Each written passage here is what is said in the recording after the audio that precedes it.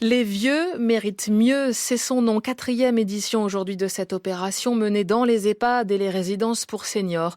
Une vingtaine de fédérations et d'organismes sur le grand âge appellent résidents, familles, personnel à se mobiliser pour dénoncer l'inaction politique face au vieillissement de la population. Ces derniers jours se tenait justement en Auvergne-Rhône-Alpes le premier colloque régional de l'association Citoyen Âge. À Saint-Maurice-en-Trièves, une quinzaine de seniors étaient réunis pour échanger et se faire entendre, Justine Leblond.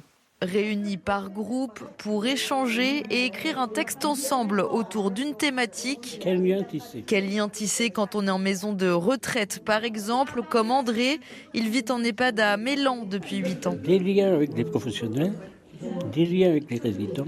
Alors des fois ça se passe bien, des fois non. Pour Dominique, arriver en EHPAD a été l'occasion de repartir à zéro. J'étais dans un moment de dépression profonde. C'est ce qui a décidé à trouver donc un EHPAD. Ça a été le nec plus ultra qui pouvait m'arriver. On est à la fois dans la société extérieure et dans notre micro-société. Elle est même devenue amie avec Jean-Baptiste, 89 ans. Oui, alors nous sommes ensemble. Eh bien, dans toutes les activités, il y a Madame Lavaudan et Jean-Baptiste. Les deux résidents participent à ce colloque avec des seniors d'autres établissements.